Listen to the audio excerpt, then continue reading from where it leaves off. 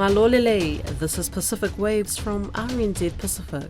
I'm Susana Swisuiki. Coming up, we speak to Tonga's Prime Minister about their efforts to lift US travel restrictions. Also, I think I would be appalled that somebody whose appointment was revoked. Fiji's former anti-corruption head seeks millions in compensation from government. And in sevens, Fiji looked to go 2 for 2 in Perth. Tonga's Prime Minister says the US Deputy Secretary of State has accepted his invitation to visit the kingdom in the wake of Washington's latest travel bans on Tongans. Lord Fakafanua has just announced his government's 100-day plan, and resolving US concerns about Tongan travellers is a key focus. Greetings and welcome on Pacific Waves, Prime Minister, and congratulations on your election. Let's start with your 100-day plan. What are your top 5 priorities? Thank you, Susanna. It's really important that a new government comes in, the new term for Parliament, with renewed vigor and energy. And really, the 100 days was a mechanism for us to kickstart the work that government is ambitious to take on. And we're really internalizing our focus on increasing service delivery and ensuring that we're working as effectively and as efficiently as taxpayers deserve. So it's all about maximizing the outcomes and outputs and having a much more smoother and more efficient public service in terms of what the public expect. We're trying to shorten the queues. We're trying to shorten timelines to getting products across and services across to the public, and that depends on each ministry. So if we look at, if I take inland revenue, for instance, we're looking at broadening the tax base by capturing more of those who should be paying taxes, and also creating a more efficient system so that our private sector are happy with the way that they're interacting with the government. And I understand that the Ministry of Tourism and in their 100-day plan have certain key targets in place for encouraging tourism, looking at cleaning up, and they have rewards and incentives in place for the tourist sector, and also some key low-lying reforms that we're looking at in implementing within the 100 days. So really we're looking and focusing on low-hanging fruits, key policy decisions that were sort of half-cooked or uncompleted or neglected, but are still effectively good policies that we just need to, pull through the last 10% or the last mile.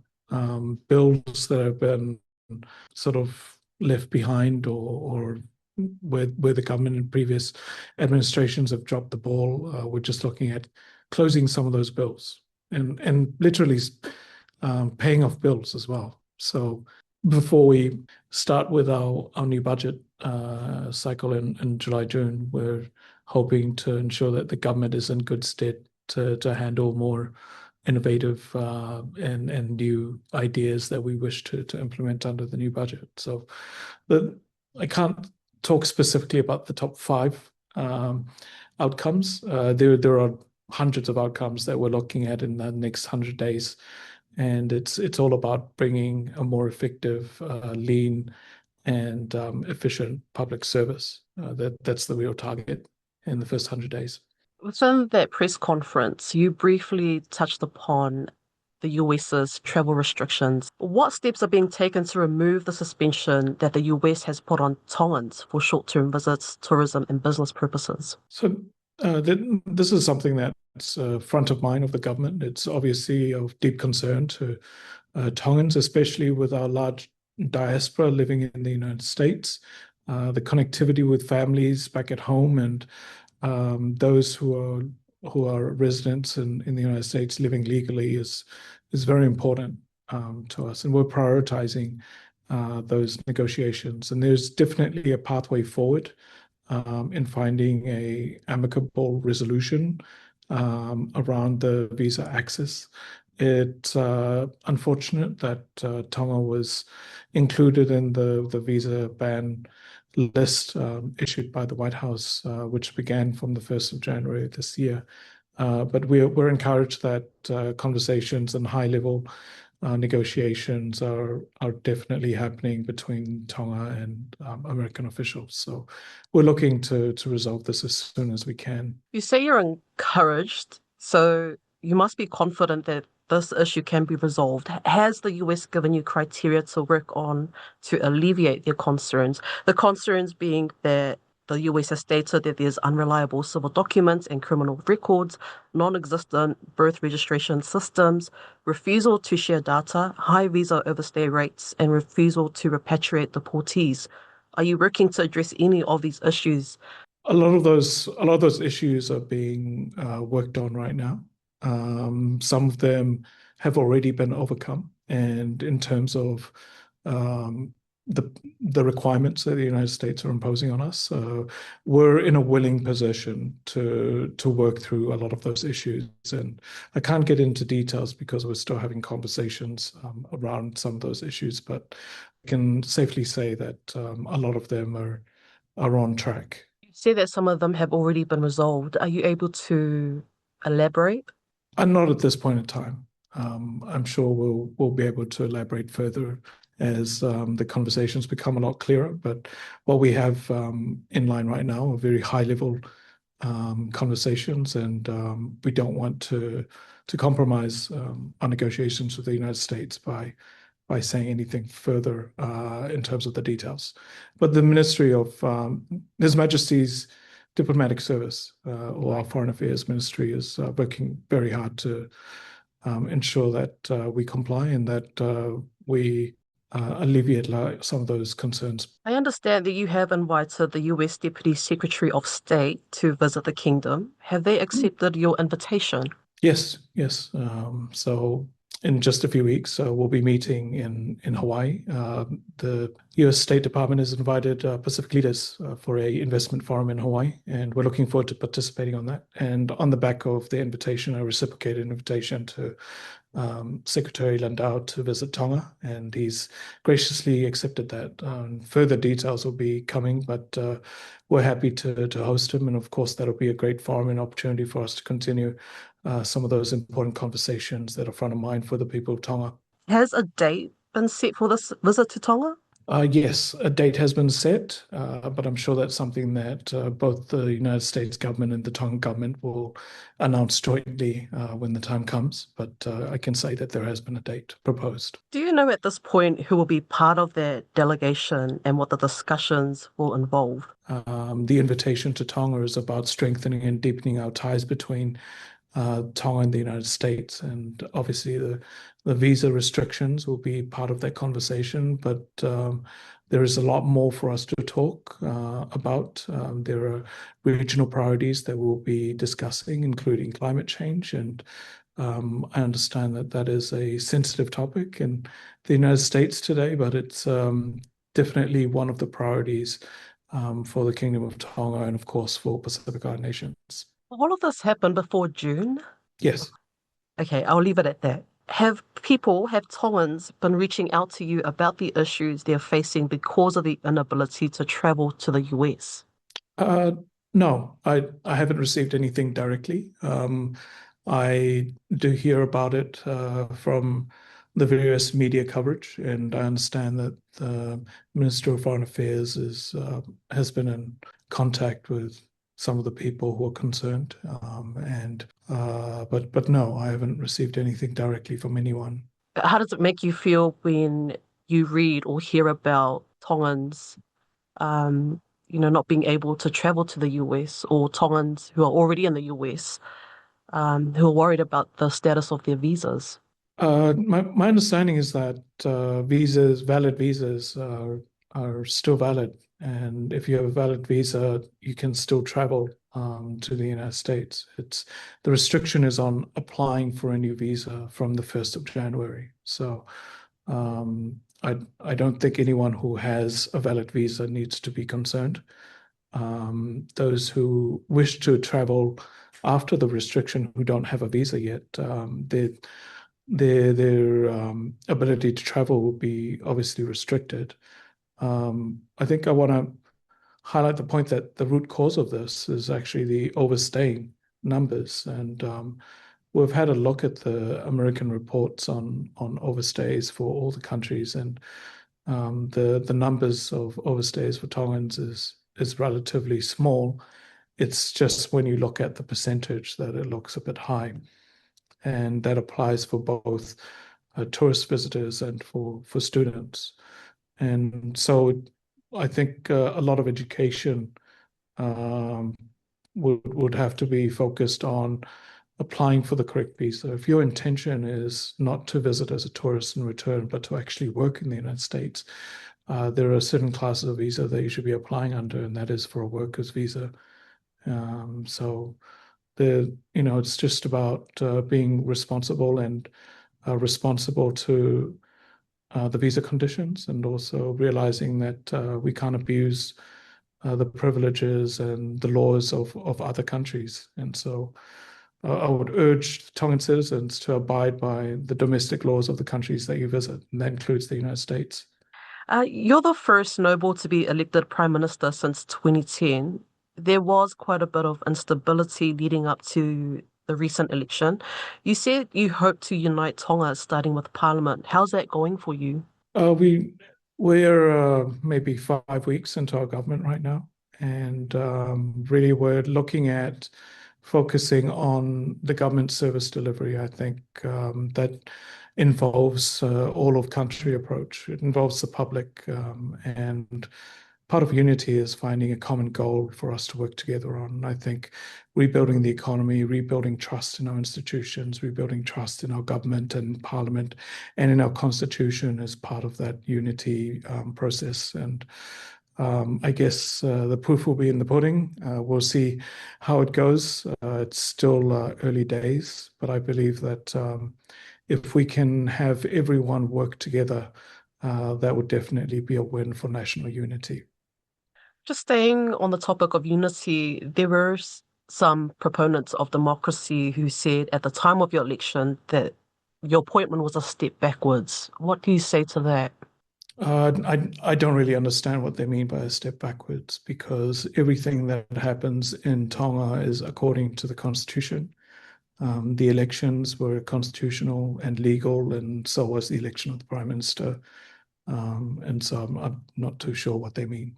Okay, so for those who are unfamiliar with Tonga, how does your role work with His Majesty the King in terms of running the kingdom? Well, Tonga is a constitutional monarchy, and everyone from the Prime Minister to the King to the population are subject to the Constitution. And our head of state is His Majesty the King, and the head of government is elected by Parliament, and that is the Prime Minister. We have three branches of government under the Latimer House principles of separation of power, which means we have an independent judiciary, we have an independent legislature, and an independent executive that is born from the legislature. So our society is made up of the king, the nobility, and the people, and they are reflected in our parliament.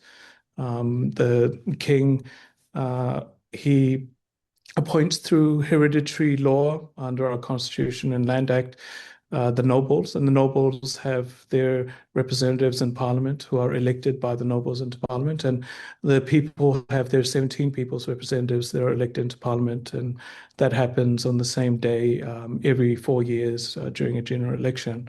And so Parliament then appoints and elects its Speaker of House, which is the head of the legislature, and also elects its Prime Minister, who's the head of the executive government out of the 26 members. And we went through that whole process, and that's where we are today. His Majesty the King sets overall ambitions and his wish for the country, which is always under the Constitution to protect people's rights and to look out for the betterment of the country.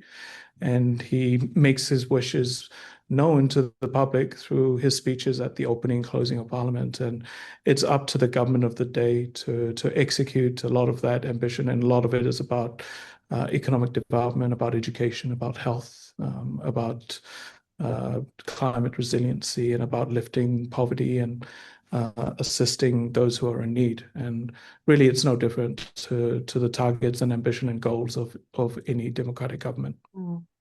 Are you enjoying the role so far? I have to say that it is different to my former role as Speaker of Parliament. As Speaker, I was sort of a traffic director. You had the opposition and the government fighting for their way of doing things. And here, as the head of the government, I'm now in charge of the government policies and the direction of the government of Tonga. And I would have to defend that in Parliament when it's being debated and going through the checks and balances that we have to ensure that we're maximizing the benefit to all the people, and that good governance is being used to effectively run our country. And so it's really a great privilege for me to be in this role. I see it as an opportunity to bring about some positive change and development to enact a lot of good for the people of Tonga.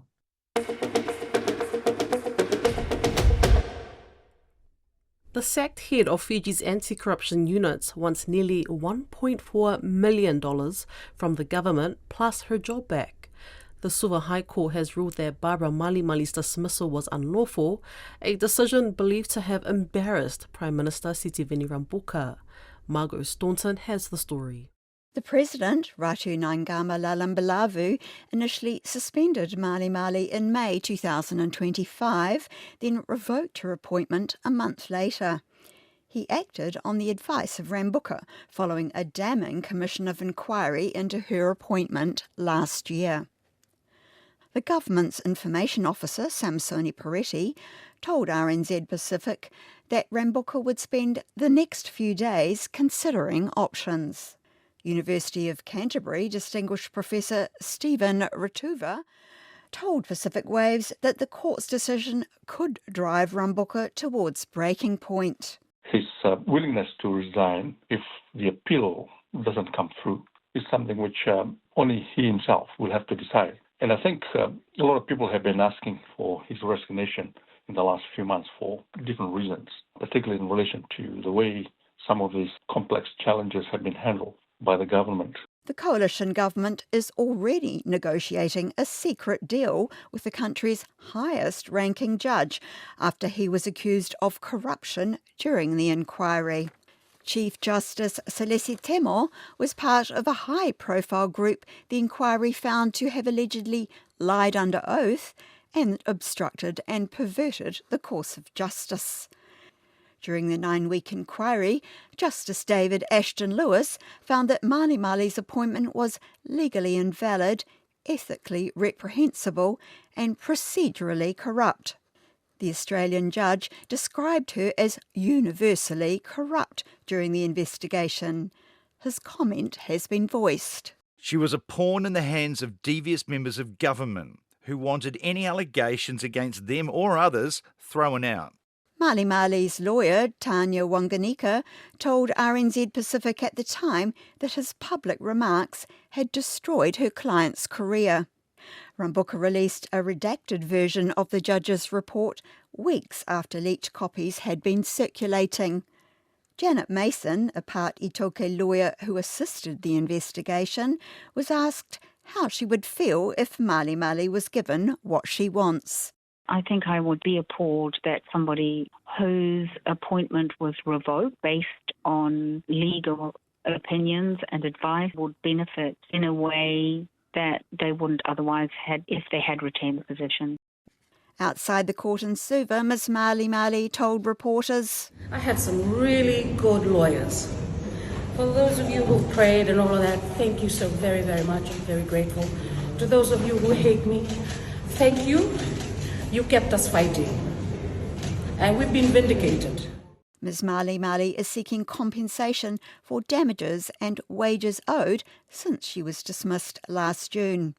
Ms Wanganika said this was based on a previous case involving the former Solicitor General Shivada Sharma, who was dismissed by Frank Bainimarama's administration in 2021. Mr Sharma was awarded a similar amount, however that was now under appeal. To compare the two cases, no one got vindicated, defamed, maligned on social media like Ms Malimali. The extent that she went to was cyberbullying. It was terrible. Ms Wanganika said the Prime Minister should have sought better advice. Last April, public prosecutors cleared Ms Malimali of an allegation of abuse of office while she was chair of the country's Electoral Commission. The government's Information Minister, Linda Tambuya, told reporters on Tuesday that the Prime Minister had the full support of the Cabinet. She tried to walk back his comments, admitting that he had made the wrong decision. So at this point, he has not admitted that. I think the media or what is being put out needs to be corrected. If you looked at his statement yesterday, he did refer to the appeal process, and if at the end of it he certainly was wrong, in law, he would consider resigning. Ms Mason said that during the inquiry, Bainimarama's administration was criticised for using FICAC to hunt out its foes and assist friends. We heard throughout the time that the inquiry was on about politicians weaponising FICAC. And what's really disappointing is we thought that that attitude of using state institutions for personal desires would change, but I don't know that it has. She believes the report will be ditched unless there is an appeal. Ms Mason doubts that Ms Malimali will be reinstated, given the inquiry's findings. Last month, public prosecutors threw out 12 police investigations arising from the probe due to insufficient evidence. Ms Malimali lodged a complaint with FICAC after she was suspended last May. She alleges that Mr Ashton Lewis and Ms Mason abused their powers by recommending her suspension. Match day 4 was winless Wednesday in the OFC Pro League with back-to-back draws played out in Port Moresby. Now 2/3 of the way through round 2, the table standings remain pretty much the same with Auckland FC at the top and PNG Hikari FC at the bottom. Tiana Hexton has more on the action at Santos National Football Stadium. Solomon Kings FC and South Island United played out a goalless draw in the OFC Pro League in Port Moresby on Wednesday. The Solomon Islands had the Lions' share of possession and a multitude of chances, including a spot kick, but just could not find the back of the net. Kings winger Jez Lofthouse, who was named man of the match, said he was proud of their efforts despite the result. Once again, it seems to be a bit of our story of our season so far, not being able to find the back of the net. I had a great chance in the first half with a penalty that I really should score. A few other chances that we had, but I'm so proud of the boys. The football that we're playing, it's just really good, and I'm just really proud of the performance, but we really need to start just putting the ball in the back of the net. South Island United, on the other hand, will be pleased to have secured a point from the tough match 2/3 of the way through the second round of the OFC Pro League. Despite playing most of it in their own half, the Kiwis showed some flashes of brilliance on the counter, very nearly taking the lead deep in the second half. South Island United coach Rob Sherman said he could not fault his strikers, but he was critical of his team's transition in the midfield. We can do better than that, and definitely a number of passes that could have gone through we didn't actually execute, but we can work on that. We'll have a look back at the game and analyse it, and the last game, and we'll determine that we'll improve. The later match on Wednesday also ended in a draw, despite Buller FC nearly causing an upset against second-place South Melbourne FC, who were picked apart in the second half, having dominated the first half. Full-time ended with a goal apiece, both stemming from defensive errors. Buller FC midfielder Yuta Konogaya, who was named man of the match, said they really wanted a win against the Aussies. I was kind of disappointed because we play really good football and then we didn't get the 3 points. So we need to probably work on the final third. But how we procedure the teams going, I'm really proud of it. South Melbourne FC coach Sinisa Kohadzic said the Fijians were quick on the counter, but he felt his team was in it all the way through the match. They just could not convert their chances into goals. Many mistakes were made, but we've still got to be better, and they were waiting for the chance on transition, where they're very quick and they got very good players in those moments. And that's why the game was in a balance. When you make mistakes, transition happens, and credit to them. The results from Wednesday's matches saw very little movement in the standings. Auckland FC and South Melbourne FC remain the top two teams in the competition. In the middle of the table, Bulla FC are in third place, having beaten the fourth-placed Solomon Kings FC last week. And round two hosts PNG Hekari FC continue to languish at the bottom of the table with only 1 point from their draw against Vanuatu United on Tuesday. The final matches for round two continue this weekend in Port Moresby. The fourth leg of the annual HSNC Sevens series kicks off in Perth, Western Australia on Saturday afternoon. Fiji currently leads the men's competition after claiming the Singapore Sevens title last weekend. New Zealand are leaders in the women's competition, having won both Cape Town and Singapore titles so far out of the 3 tournaments that have been played. For a preview of what's in store over the next 2 days, we're joined by senior sports journalist Iliesa Tora. Bula Ili, how's the competition looking this weekend?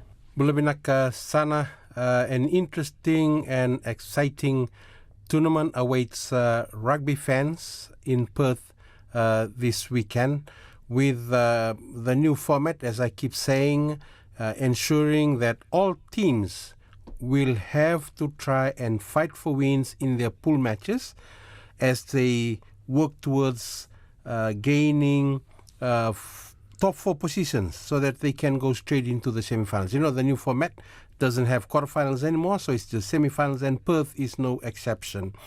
The pools itself, in the women's competition, Pool A has New Zealand, Japan, Fijiana, and USA.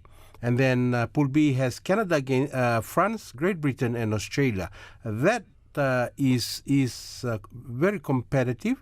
And then you have in the men's, you have South Africa, Spain, Fiji, and Argentina all pulled together in Pool A. And New Zealand, France, who was the losing finalist in Singapore last weekend, also have Great Britain and Australia. So all must-win matches, and it's just going to be competitive right from the start. And it'll be so interesting to see who comes out, whether the same 4 that played in the semi-finals in the men's and the women's competition in Singapore last weekend can make it into the semi-finals in Perth. That is going to be one of the interesting factor. And one of the things that makes it more interesting is that now all teams competing in Perth this weekend have the opportunity and can also end up in the top 4, and eventually any of them can win the tournament. So that makes it very interesting. Now that the tournament, that the HSBC 7 Series into its 4th tournament in Perth, and there are 2 more tournaments to go.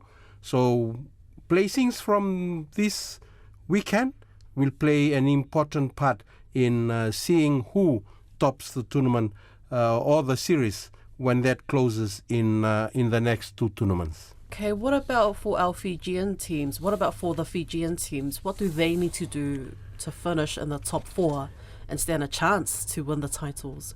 Yes, interestingly, Fiji managed to win the Singapore title last weekend back-to-back for the very first time.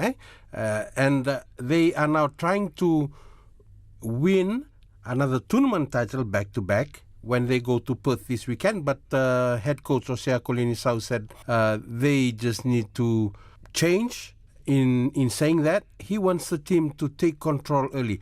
We must remember last weekend they played catch-up rugby in the semi-final against New Zealand, in the final against against France. And of course, in the last pool game against South Africa, they played catch-up rugby, losing through the second half, and then they managed to come back and win in the end. And that is something Osea wants the Fijian side to change.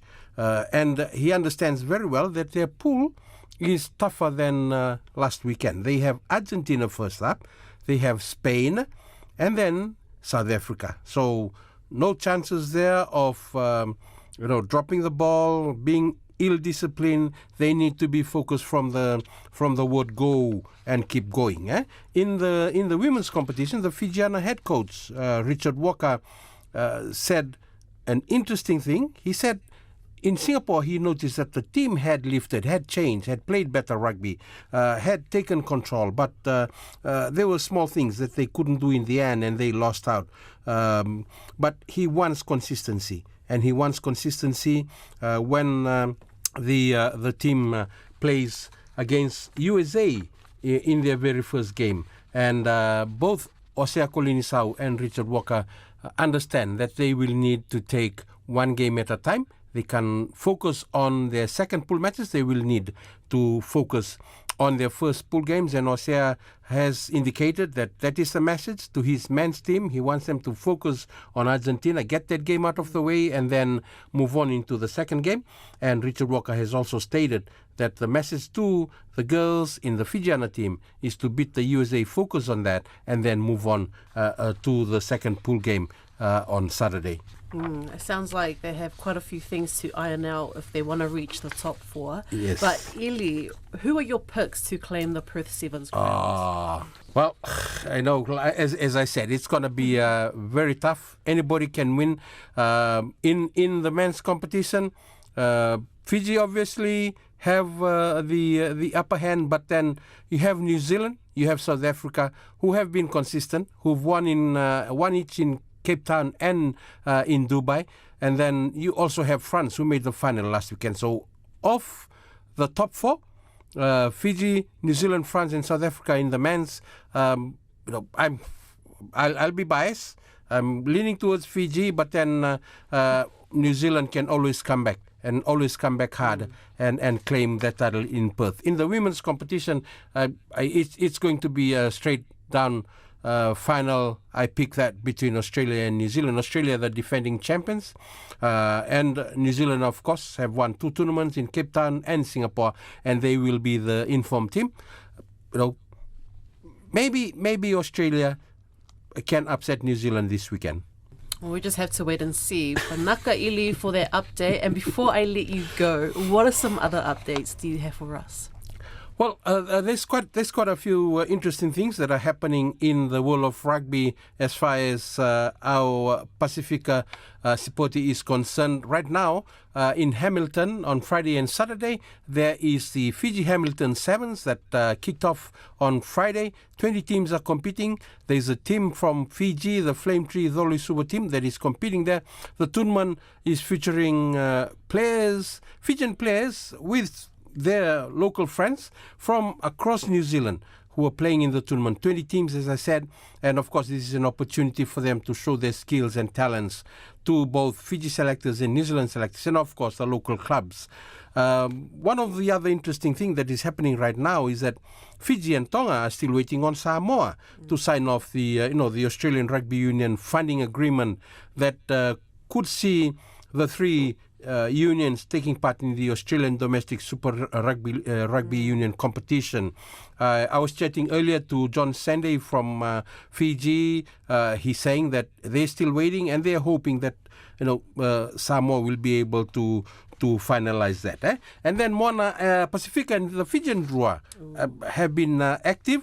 Fijian Drua played the Chiefs last weekend in a preseason game. Moana Pacifica is playing the Highlanders this weekend. And the Drua are also playing a local Fiji skipper selection in Lautoka this weekend also, as they gear up to their opening match of the 2026 Super Rugby competition in Lautoka next week. I look forward to the Super Rugby competition. It's going to be exciting, especially with the Pacifica teams playing against each other next weekend, opening up the series for 2026. That's Pacific Waves for today. For all episodes, head over to rnz.co.nz/Pacific. We're also on Spotify, Apple and iHeartRadio. From myself and the RNZ Pacific team, tō whā soifua.